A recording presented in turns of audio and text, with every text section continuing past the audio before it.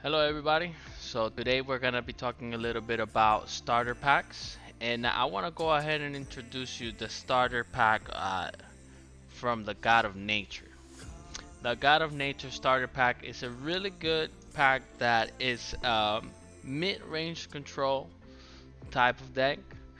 You want to make sure that you last to the 4, 5, even 6 mana, so that way you can not only at that point able to take control but really start hitting your opponent in the face consistently to be able to pretty much take over and win that game. I'm gonna go ahead and try to do that here in front of you so that way you can see what's going on and maybe what is the best combination to play some of the cards that you get, so that way you know how to put this together right here. Hopefully we'll win at the same time so that way you can see that. That should be fun. We're gonna make sure that we just not only take over at the middle, but also play certain cards at a certain time to just make sure that we get the best out of everything. We do have some spells like Fire Wine that we want to make sure that we use consistently or correctly at the same time. And we also have other cards that need to be dropped in a certain time for them for their mechanic to become true. Something like a tribal orc, a mechanic that allows you to get a +1 strength when you have two creatures on the board already. As all of the gods here in Gods Unchained, you are allowed to pick a god power, and you pick it right at the beginning of the game. The ones that I see the most being picked out when it's Nature God, that would be Leech Life, or Animal Bond. We're gonna go with Animal Bond at this time. It randomly summons a 1/2 or a 2/1 creature. Um, that's with Wild, and you're gonna see what that mechanic might be. At the beginning, you get to pick some of the cards that you're gonna be starting with in your hand. I don't like to pick cards that are 4 mana and above. It's definitely choose. It's definitely up to you. Some people like to pick 4. Don't like to pick 5 and above, so they do keep some cards that are 4 mana. I usually don't honestly, because there's usually some cards with 2, 1, 2, or 3 mana that are totally worth it.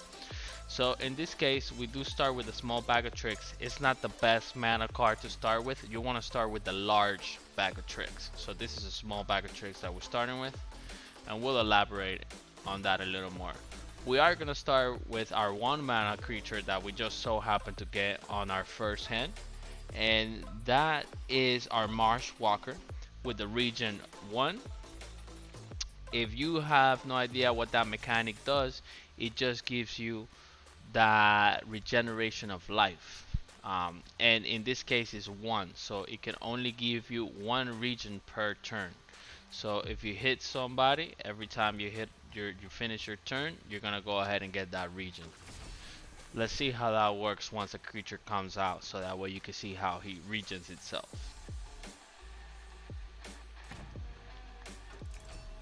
Okay, so we get an interesting creature on the board right now from our enemy. If I'm not mistaken, that creature has burn +1. Okay, so creatures damaged by this card get burn +1.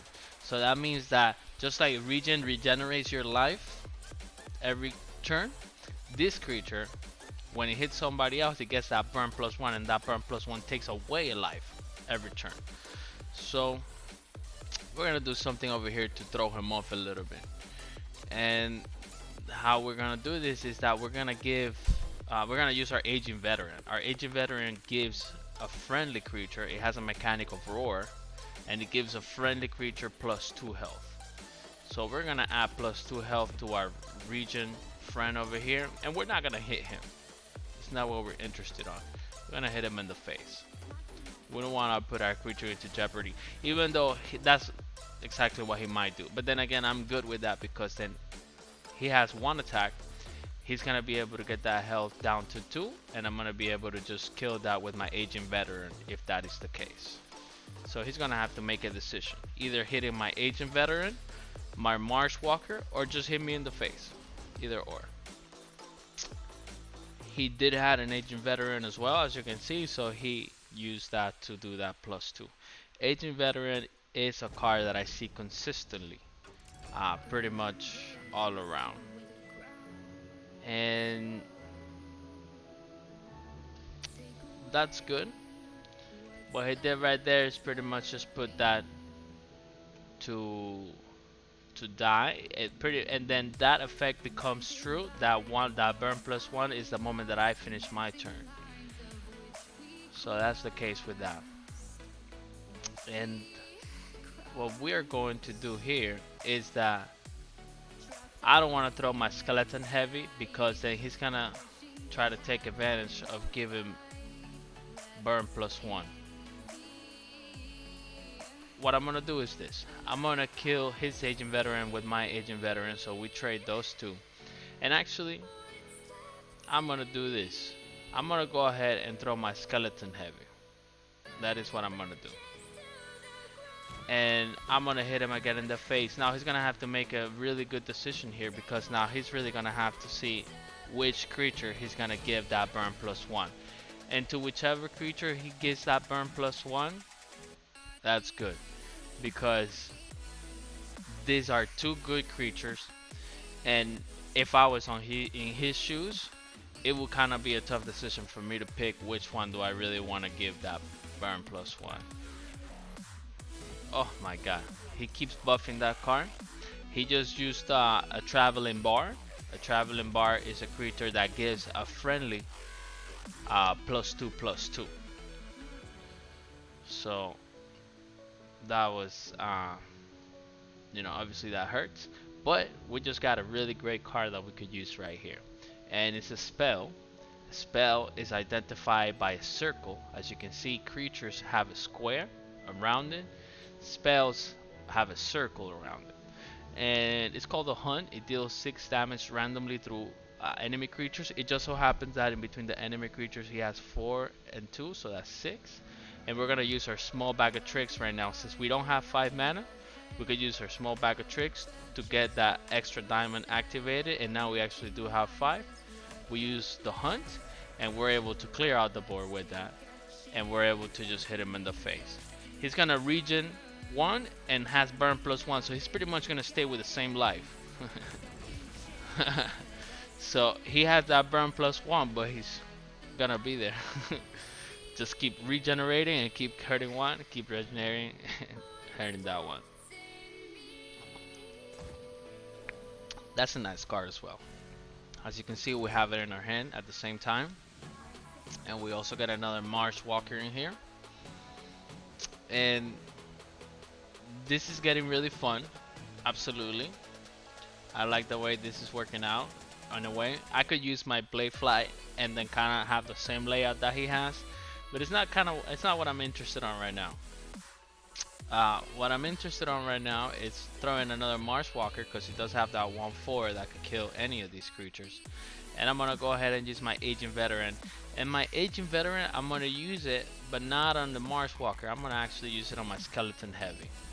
And at this point, I'm gonna use my God Power, so I can have another creature out there, and it's a random 1/2 or a 2/1. In this case, it was a 2/1. So that's fine. We're gonna go ahead and kill one of those Blade Flies. We're gonna go ahead and get another one of those Blade Flies out. And we're gonna go and get to our next turn. As you can see, the burn and the regen, you gotta see the order that it activates. The burn activates first and the regen second. So since the burn activates first, our creatures die. It didn't get to regenerate. So that's definitely something to keep in mind. So that way you know the order in the creature, and that the way that the mechanic gets activated.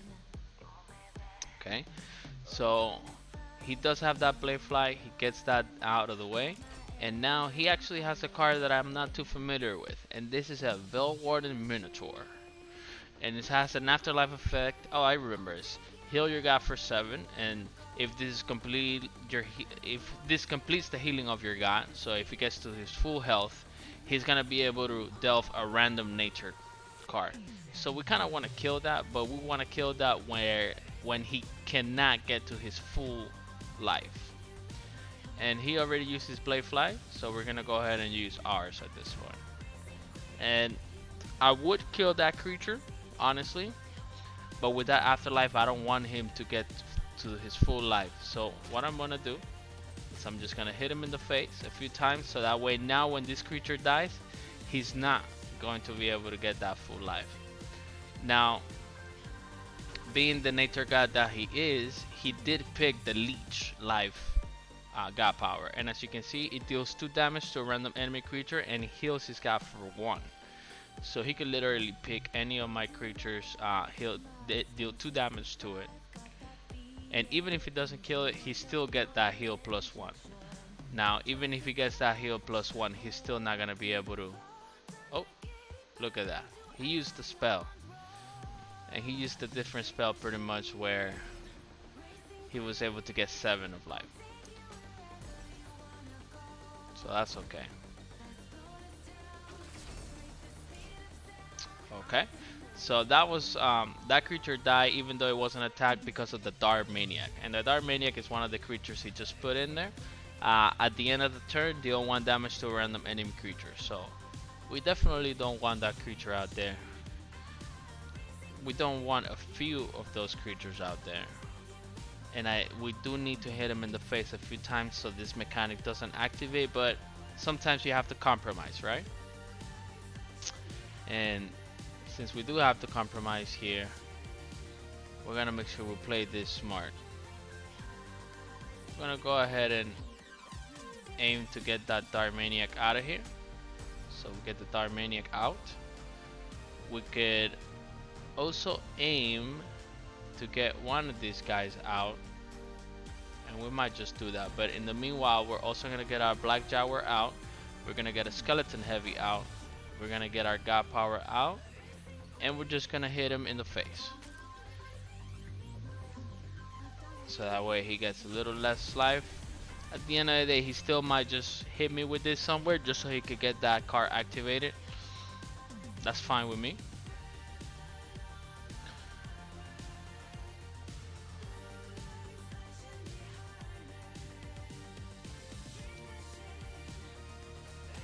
Okay, and just like we predicted it, and he was able to get that nature card. We obviously don't know what it is, and it's not a card that was from his deck, it's just a random card, so it's not like he was expecting to get one of the cards that he had in his deck. He just got a random nature card. Nature cards are really good. Nature God has those mechanics all around some of his cards that they can delve a random nature card per se, and he was able to use the Ghost, what is it called? The Frost Giant. Frost Giant Death Shot. It has a mechanic of when it's thrown in the field, roar, it deals 3 damage to an enemy creature that you pick. So he was able to get that and just hit me to my Skeleton Heavy and kind of clear out my board with a few other moves. I'm gonna go ahead and throw in my Green Giant. It's a confused with Overkill. So that creature is a strong creature, and confused, as you can see, it's definitely when attacking a creature with while has a 50% chance of attacking a random value. So whatever you pick, it has a 50% chance of hitting it. So let's do this. I'm gonna try to hit the creature, and it might hit the creature or it might hit the god. We don't know. There's a 50% chance, and it actually hit the god. So we're gonna hit the god one more time, and we're gonna let that go. Now we also have the mechanic of Overkill, and pretty much when a character with Overkill attacks, any damage dealt that is over the target's remaining health is randomly split around all enemy creatures, including the god. So if I hit him, I have 6 of attack. That means that I'm gonna have 1 attack left that's gonna go randomly to either other creature or the god. So that's what happens there. He is getting some strong creatures at this point, and that is definitely expected from nature gods. Nature gods, just like myself right now, we do have a good mid-range creatures that could change the game. You know, this Vine Bond Holden, it's a changing game type of card, 100%. And I wouldn't be surprised if he has one in his hands right now as well. I could hit the creature, but if I do that, my creature is gonna die right away, and I don't necessarily want to do that. I don't necessarily want to do that. I want to actually go ahead and just hit him in the face. Hopefully, oh lord. So it was a confused card. It's a 50% chance. I would have definitely preferred to hit him in the face, and then for him to hit my creature, and then his creature would have died. More like as him making a defensive move. But it's all good.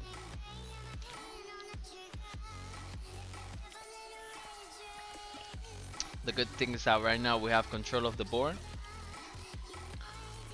So he's kind of trying to figure out what's going on and what he could do. He does have some other cards in there that might be able to clear out the board. Um, there's a few spells that could do that for sure. And at this point, it seems like he might not be playing with the starter deck. It seems like this might have been something that he put together because if I'm correct, this is not a card that comes with your starter deck. Tainted Trinket. It has a region 1, and at the end of your turn, add a random nature card to your hand. As I told you, nature cards do have those mechanics around. So what we're gonna do is we're gonna do our Bladefly. Our Bladefly summons 2 other creatures of the same. So we ended up having 2, 4, 6, 6 of attack, and 3 of health. In that way, if you split it around. Again, we're confused. We're gonna go ahead and try to hit the god. It didn't hit the god, it just hit the creature. You can't control that, so there's kind of no way around it. And I'm very proud of our friend over here, the Mars Walker. We dropped it out at the beginning of the game, and he's still hitting face every time. You know, he did lose a little life here and there, but he was able to get regen back, and he's still going strong. We definitely have gotten our cards worth in that case. Okay. So he was able to use a card with frontline. If you've never seen it before, cards with frontline have that shield around it, and definitely makes a difference. Now we're gonna make a difference right now. I remember, as I told you, there's a card called Firewine. This is that Firewine, and that Firewine gives all your creatures +2 strength, and it gives that overkill until the end of the turn. So it's until the end of the turn. So you definitely want to make sure you use it when you have a good board setup, because then it makes sense, you know. So we're gonna go ahead and hit our friend with this, you know. So that's gonna have overkill there. It's gonna hit somebody else with 1. Now we're gonna have somebody else coming in with that 3. Oh, I should have hit this one. That was not that great, but okay. I did that, and then it hits the others, and then I hit that, and then I'm gonna call in my guy here. I would have not been able to use it anyways if I had that fire one, because I just called it in, so it just got out in the field and sleeping. So that's why I didn't call that in before. I think I actually had a full bore, but either way, our Mars Walker still going strong. That's amazing. So he might have a fire wine in his hands, and he might have other stuff, but he's without creatures in the board, he's not gonna be able to use him like that. And he definitely created this deck himself. This is not a deck that was pre-made. And the reason why I can tell is because of the type of cards that he's playing. Those are not cards that come with. So we hit him with that. This summons a phoenix egg. That phoenix egg is a little annoying. Um, and we're gonna go ahead and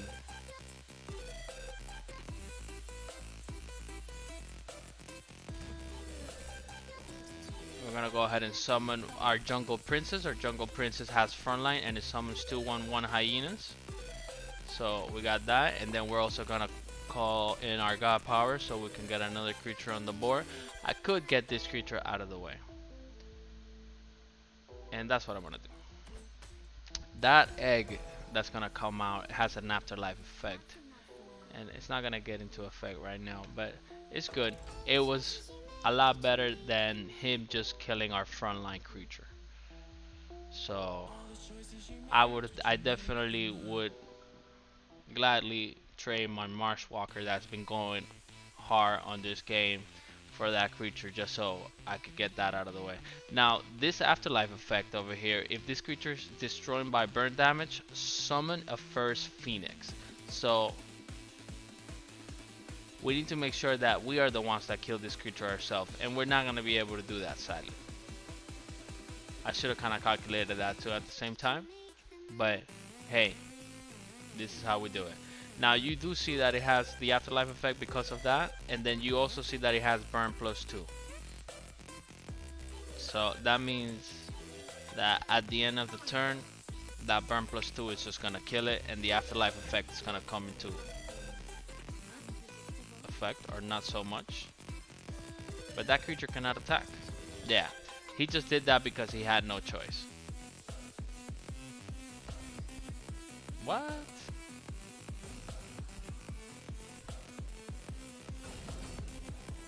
That was weird. That was some weird moves that this guy just did.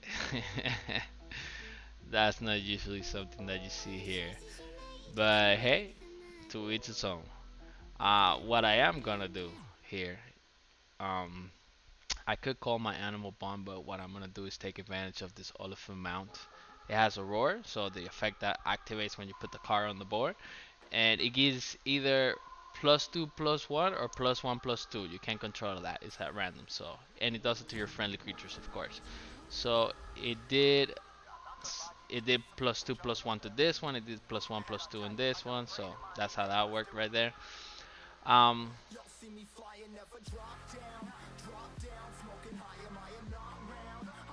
I'm just gonna hit him in the face a bunch of times. Boom, boom, boom.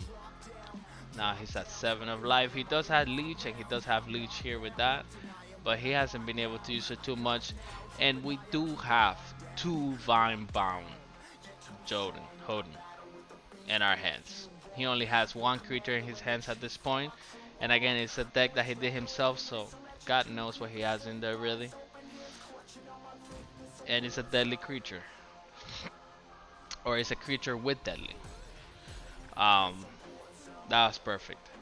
That was kind of the trade that we were hoping for him to do. So now we got that creature out of the way, and this egg is not gonna be able to activate because he gave it life. This is not a creature you want to give life to. You want this effect to become true. So by him giving life to that, just kind of wasted that effect right there. And he just gave himself life right there with leech, but then he attacked me in the face and then got hit with 2. Yeah, he's just playing a little off, and he concedes. So we get that victory. That was a great game. What a great game. So I hope that you were able to learn some of the nature mechanics and some of the ways that you want to play nature gods. It was good that we got to play against a nature god, so that way you get to see a little bit of both sides. And thank you for hanging around. Alright, we get that little experience going on right there. We didn't really get to that finish line to get that, and we're just going through the levels. Not really focusing so much on this, but really focusing on some farming. We're farming here for core cards. So thank you so much for watching. I hope that you got something from that.